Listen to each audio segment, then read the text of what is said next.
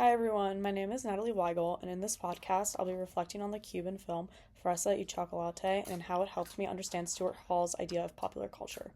It's not just entertainment, but it's a space where people struggle over meaning, identity, and belonging. Fresa y Chocolate takes place in 1970s Havana during a time when Cuba's socialist society demanded strict loyalty to their revolution. Within that world, there was two men, Diego and David, and they form an unlikely friendship that challenges everything they both have been taught. Diego is an openly gay artist who loves literature, classical music, and freedom of expression. However, David is the opposite.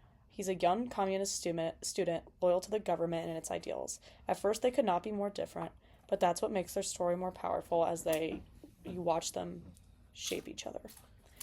According to Stuart Hall, popular culture isn't just what's popular. It's a site of struggle. It's a space where dominant ideas meet resistance. Culture isn't just simply imposed from above, it's negotiated by ordinary people who interpret and transform their meaning in their own ways. When I think about Fresa y Chocolate, that feels like the whole idea of the film.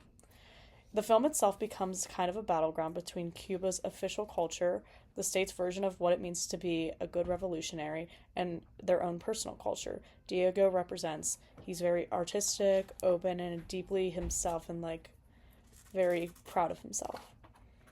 Diego's apartment is filled with books, paintings, and band records. The space feels like his own personal revolution against the government. Through Stuart Hall's lens, Diego uses culture as resistance. He doesn't fight with weapons, he fights with art, conversation, and beauty. His love for culture becomes political because in a society that demands conformity, simply being himself is defiance.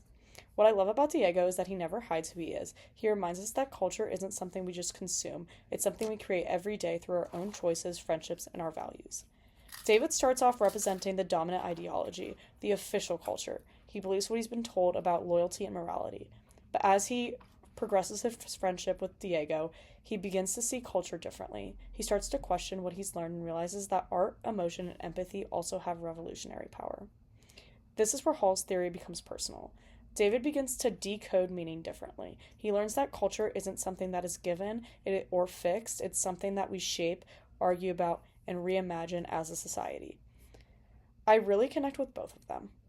I relate to Diego because, like him, I've used art and self-expression to carve out my own identity and figure out who I am myself. Sometimes that is against expectations that we have been taught.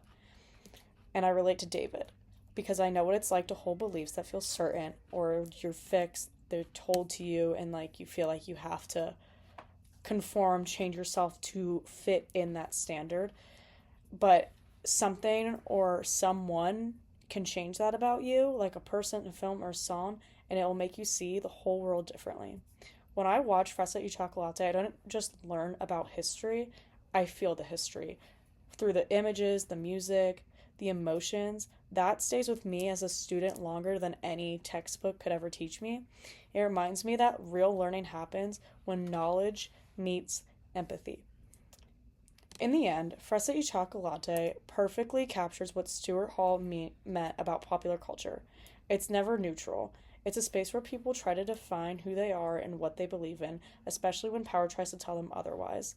For me, this film shows that culture, whether it's film, art, or friendship, can be the most powerful form of resistance, especially in a society where you are taught to only believe this certain, you want to meet this expectation, you're told to believe only one thing. No, cultures can be so many different things and interpreted differently by so many different individuals. But thank you for listening. Fresa y Chocolate taught me that the culture is where freedom lives. It's not just in grand speeches. It's in small human conversations and connections that can change how we all see each other.